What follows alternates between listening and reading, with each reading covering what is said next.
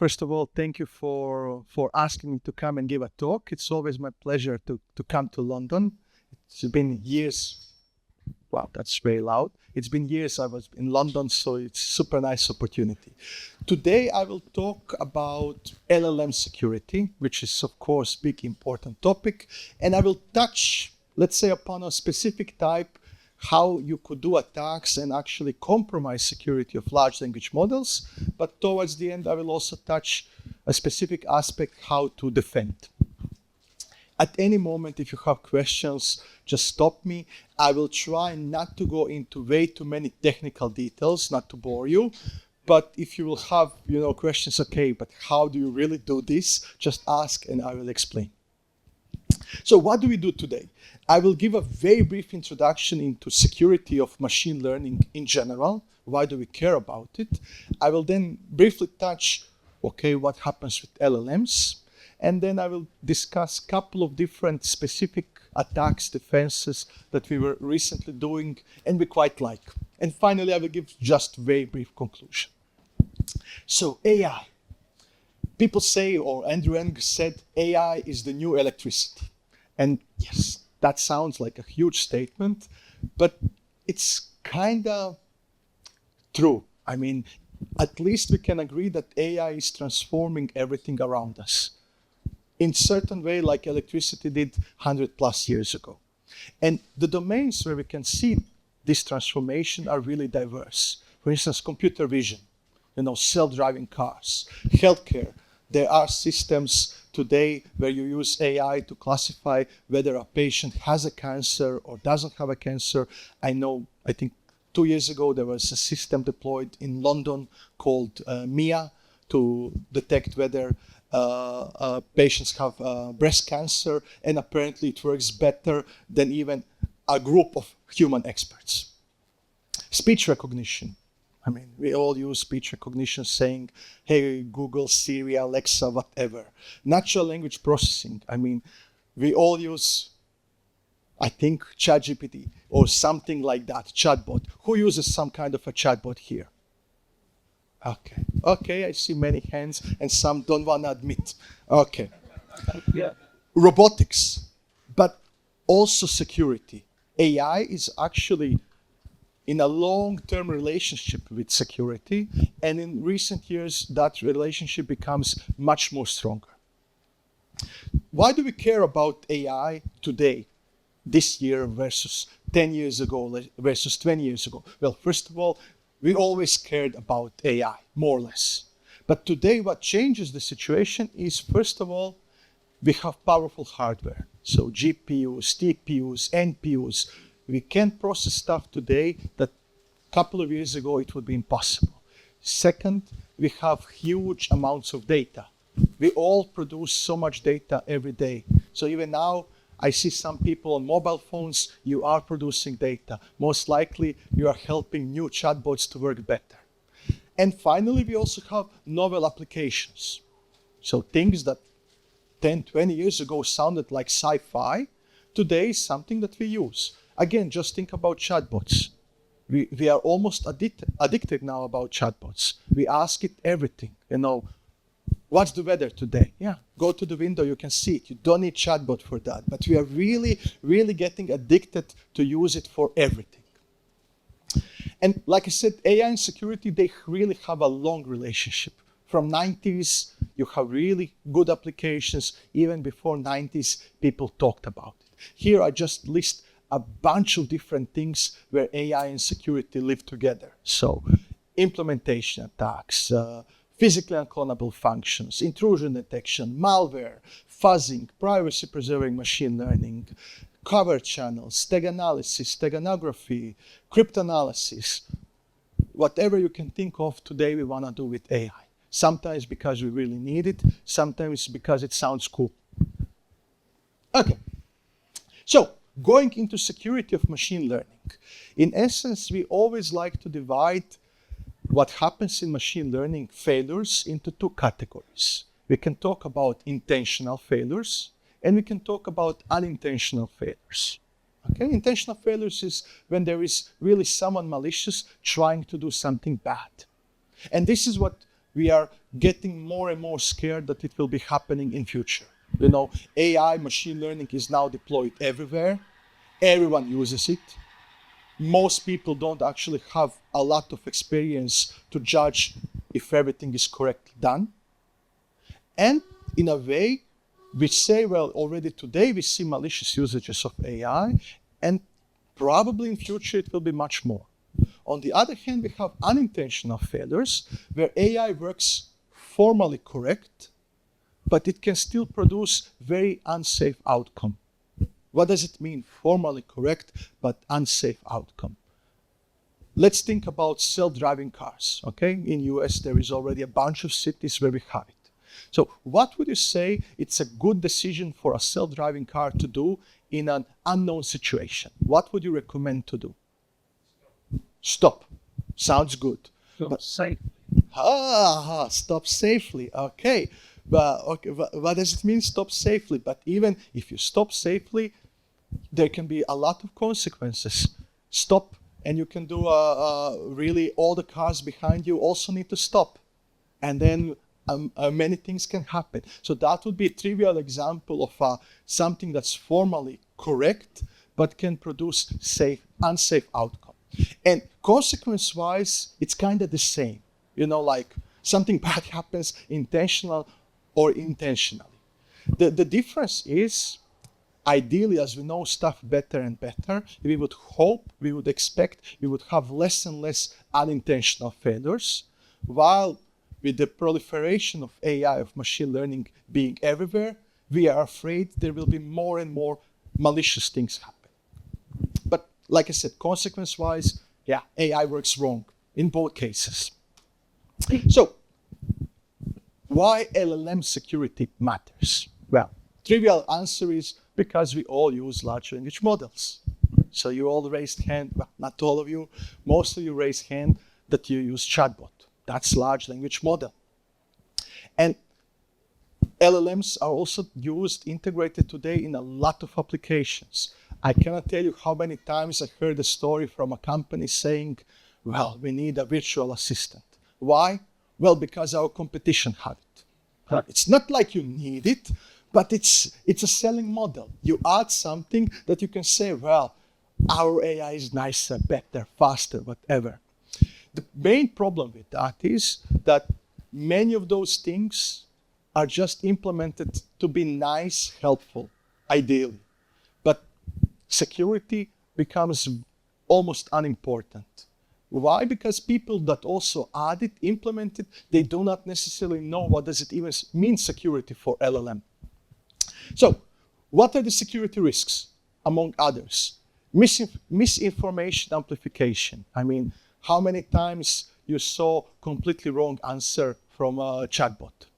Did you encounter? Never? Okay. It's always so good. Yes. Yes. I cannot... most of the time, I'm happy how it works. But often, I ask something, some of those chatbots, I don't want to make commercial for any. And then it says, yeah, check this paper in scientific research authored by Stjepan Picek. And then I think, I don't recall I ever wrote that paper. So all the time you see mistakes like that. Hallucinations really happen all the time.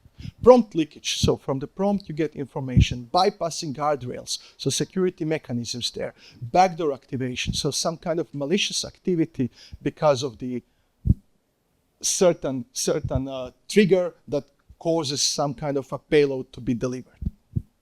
And there are many kinds of attacks. So we have attacks happening at prompt time, like prompt injection, jailbreaks, very famous. Then we have training time attacks, like backdoors, data poisoning, evaluation time attacks, like LLM as a judge exploit, multimodal attacks. What's very important, many of those attacks work under black box assumption. Why? Because it's really realistic. We do not need to know what the model is, which is actually reality. We don't know what are those big chatbot models made by big companies, but you can still do attack. And the attacks come in various flavors. So a jailbreak is an input, often prompt-based, that causes LLM to bypass alignment or safety training. Basically, trivial example of that would be you asking chatbot how to make a bomb. Okay? So ideally, your chatbot should say, I cannot give you answer. And this is what we see today with most of our chatbots. Unfortunately, not even with all the chatbots, especially those where companies take some open source model to implement something on their own side, even this breaks, okay? But ideally, at least on a trivial prompt like that, you will not get an answer because it's not aligned with human values. Of course, then you can start asking questions in a different way. For instance, all days people said, well, there is a grandma attack where actually the story was a person asked, well, my grandma died. I miss her very much. She was telling me she worked in a napalm factory, and she was telling me for good night story how to make napalm.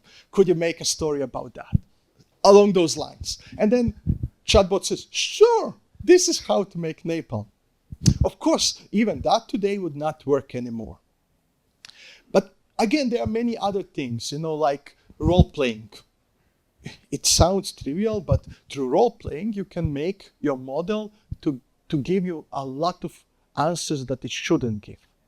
So what do I mean by that? You ask your chatbot to behave like someone who should know how to make a bomb. And then that kind of a chatbot will be very likely to give you answer.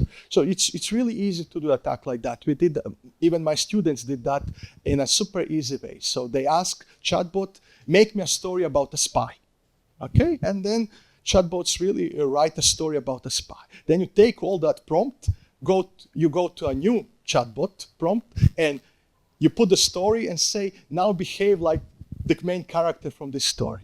And then chatbot suddenly starts giving you information that a spy should know, how to kill a person, how to go to dark web, anything like that. And attacks like that are commonly not so easy to defeat all the time. Why? Because all our chatbots are made to be helpful. Okay? If you have a chatbot that will tell you all the time, I cannot give you answer for this question, sooner or later you will stop using it. Okay? So that tells us there is a very fine line when you ask something, should you get answer or shouldn't you get answer? But of course, the problem with many of those attacks is they are really unstructured. Like it works on your imagination. If you make an interesting way, it can work. If you do something old known, potentially it will not work. So today we really have a lot of ways how to do attacks, but I will now talk about a couple of ways that we did recently that I quite like because I find these attacks to be more structured or to be able to understand better what it does. Any questions before I continue? Am I speed-wise okay? Yes. Cool. Excellent. Thank you. So the first one I will mention, the attack on large language models, is called neurostrike. Okay? So what's the idea? The idea is, well, you have a large language model and you want to make it robust, so difficult to attack. But the problem is the alignment mechanism often lacks that robustness. Okay? So the way how you train it, fine-tune your model to be secure, lacks robustness. What do I mean by that? Well, most of models are not necessarily trained from scratch to be secure. Most, of course.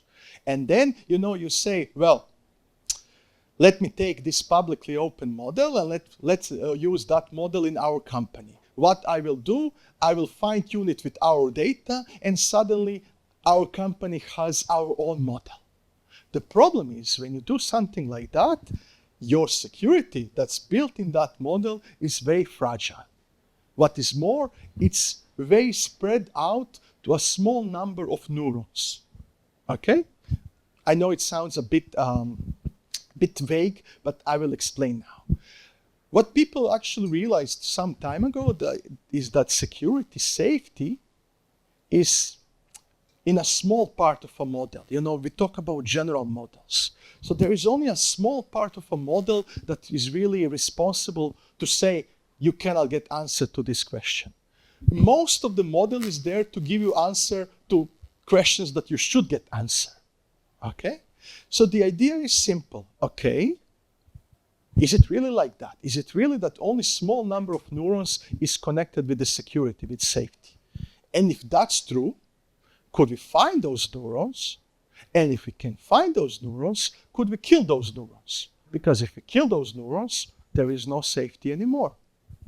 So that's what we do.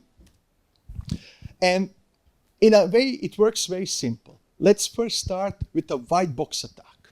Okay? That's the attack where you know everything about the model. You have full access, you know the parameters, you know everything. And the idea is trivial, in a way. You ask model some benign question. Okay? How to make a cake. And you check in a model what neurons, so building blocks of your model, are activated. And then you ask many different questions. And you basically find what neurons are relevant for benign questions.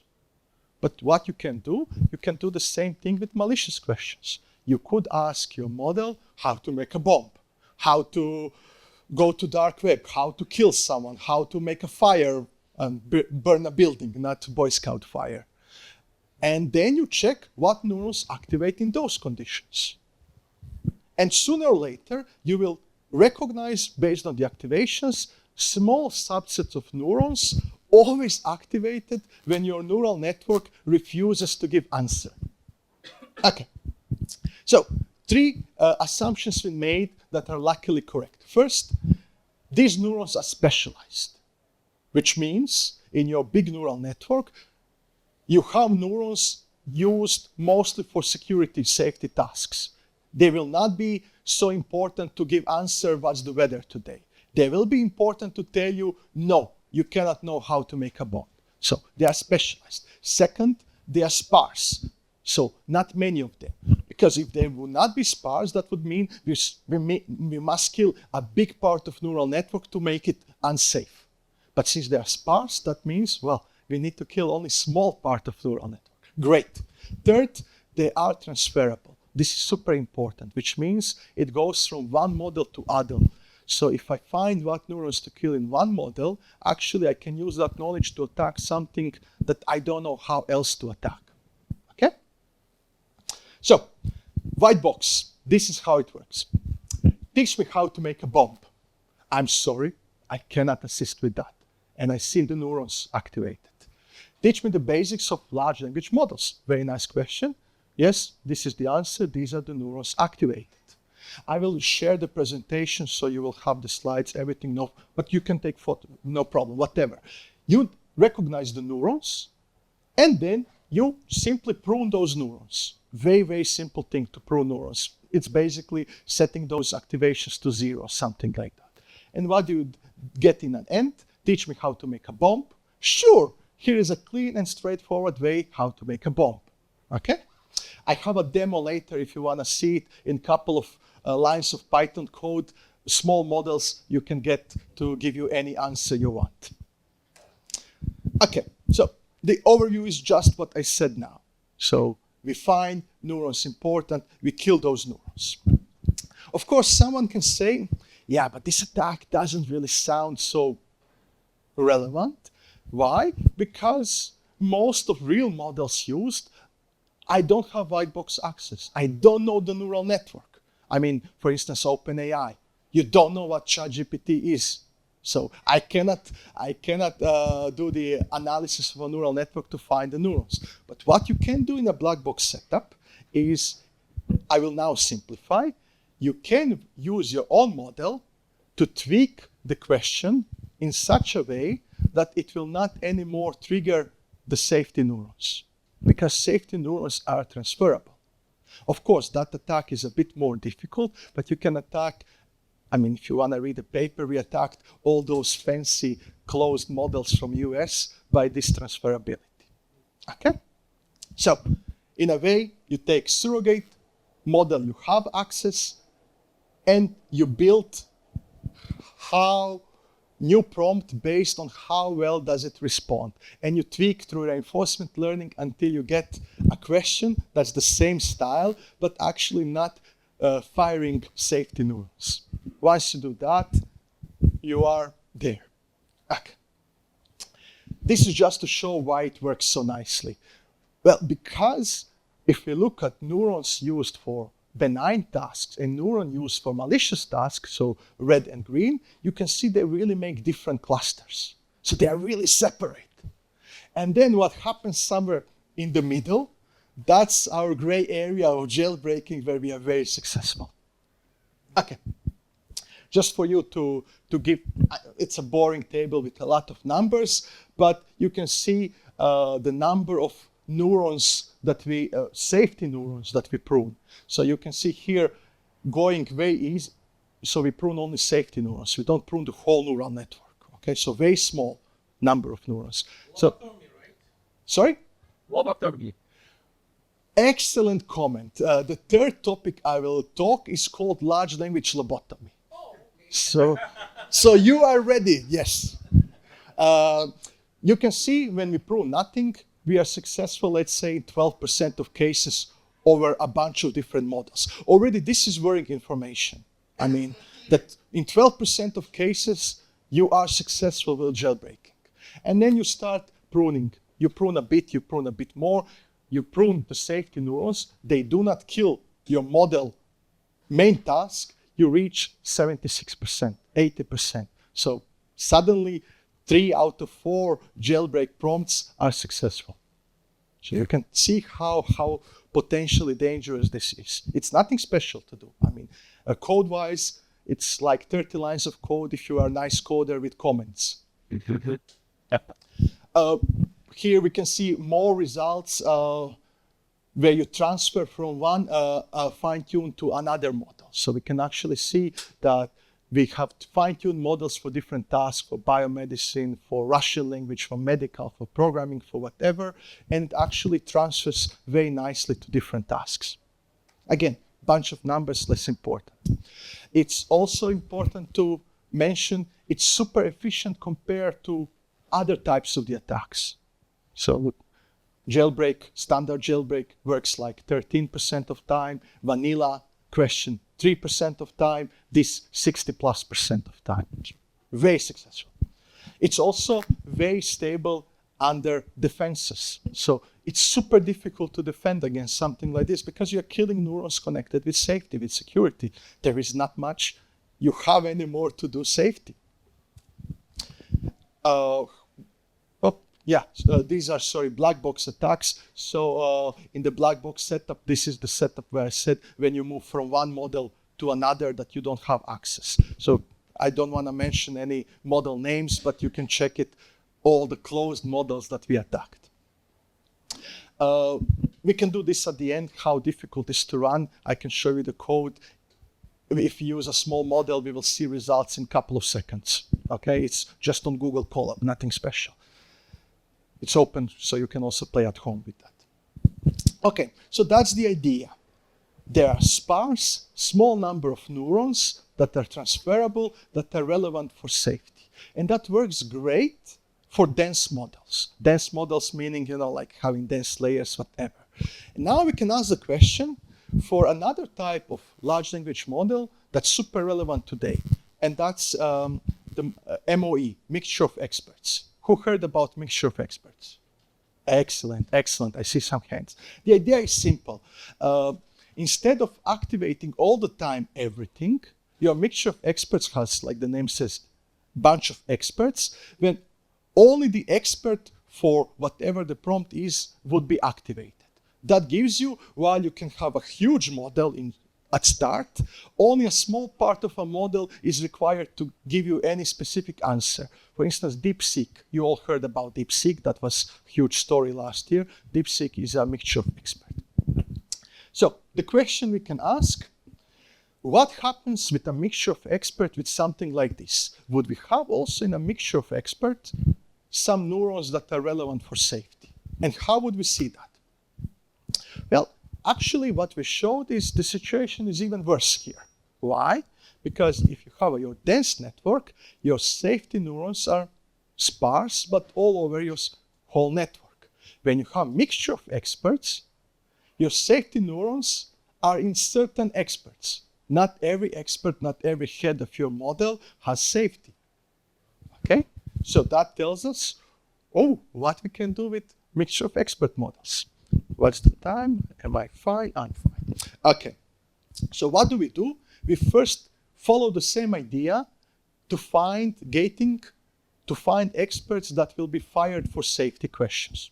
The concept is the same, like, again, you measure the activity and you say, okay, every time there is a safety-related question, it goes in this expert or that expert, okay?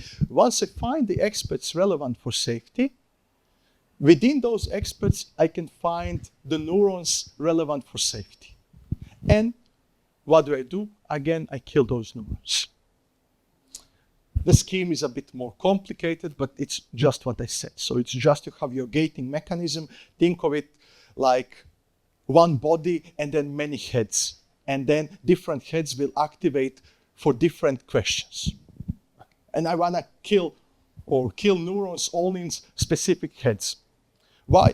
By the way, maybe that's not clear. Why are we aiming to be precise? Because if you are not precise when you start killing parts of your neural network, very soon your neural network will be junk. It will not output anything useful. So you always need to kill as little as possible that your neural network still works. Okay. So what we can do, well, just as a teaser, so your attack increases from 7% on average to 65% by finding neurons, killing neurons. And actually, we just need to target like 2% of neurons per targeted layer. So a couple of layers, I kill 2% of neurons, and I kill safety security. Okay. Again, some numbers, if you will later be interested, that you just get a feeling for different models, how it works. Okay. Of course, this is also super transferable. It works also for multimodal models, because someone will say you are talking all the time or maybe about text-only NLP. But this works for text-to-image, whatever kind of models. Good. Now the lobotomy part. So it continues with the idea of mixture of experts. But now we ask a question, can we be a bit more precise? I don't want to work on a level of expert and then killing neurons. What could I do to make my attack powerful? So, what do? We will treat the refusal behavior as a routing sequence. What do I mean by that? Think how your large language model works. You ask a question, you get answer. And that answer is built token per token, word by word, let's say it like that. And actually, it will not be all in the same head, in same expert. For every token, you will potentially activate a different head. And then what we want to do is we want to recognize all the sequence of experts that will be activated when I ask some question that's not allowed. Do you follow what I mean? Yeah. Okay. So, phase one, we collect routing traces. Routing, I mean all the routing in our neural network. And I just push it through lightweight LSTM. It's a type of neural network architecture to tell me benign or malicious. Second, I identify safety experts based on that routing pattern, and I just silence them. So what do I mean by silence? In a white box model, you just put it on -infinity. That means it will become 0, and that means that expert will never give answer to any question. So it's like this. Again, how to make a cake and how to make a bomb. Similar questions, but not so similar. You can make a cake by, you see what is the routing pattern. So for every word, the probability, the expert, the layer, whatever. And I cannot assist with that. Again, you can see every layer, every expert telling you for that answer. Once we have that, I take it to my LSTM model and I say, okay, when I want to refuse the answer, this is the layer, this is the expert, pattern following. So in layer 1, expert 4, in layer 2, expert 7, in layer 3, blah, blah, blah, blah. Once I do that, I just kill those experts in those layers and I ask how to make a bomb. Well, and you can make a bomb by blah, blah. Really works. Okay, so actually it's again super efficient, increasing from 6-7% to 70+%. Think of it, 7 out of 10 jailbreak attempts, now you get answer. In state-of-the-art models, we are not talking about some tiny toy example. No, we are really talking about, well, I will not again name names, but those publicly available state-of-the-art models that many companies use today. Why? Because they are open source, so it's much easier for companies to take those models, to tune them for their needs, than to develop something from scratch. Let's be realistic. Very little companies have capability to do everything from scratch. We all can fine-tune, but train from scratch, we cannot. Okay? What's super nice is, if you want to bypass guardrails, we need to silence quite small number of layer-wise experts. So you don't do a lot of damage to neural network behavior, but you completely kill safety behavior. Okay. Well, the behavior is not monotonic, which means someone would say, but can I just silence everything? No, because if you start silencing everything, your model will start giving you gibberish, nothing useful. So we need to be careful there. Okay, it actually, this approach beats the previous approach because it's more fine-grained.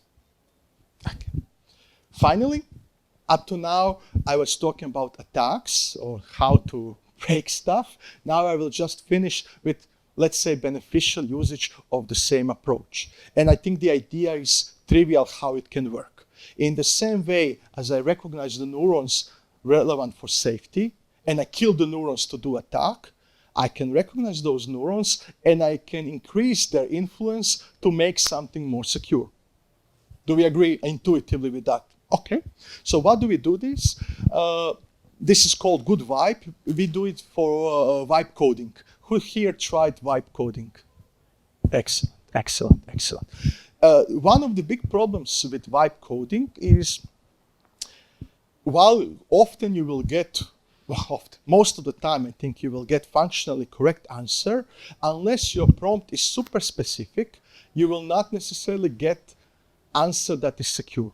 So your code will be functionally correct, but of course if you, I don't know, depending on language, think about C and start working with pointers, there will be so many potential buffer overflows, this, that, which is a real problem. And unless you are super specific in your prompt engineering, yeah, you will not get safe, secure code.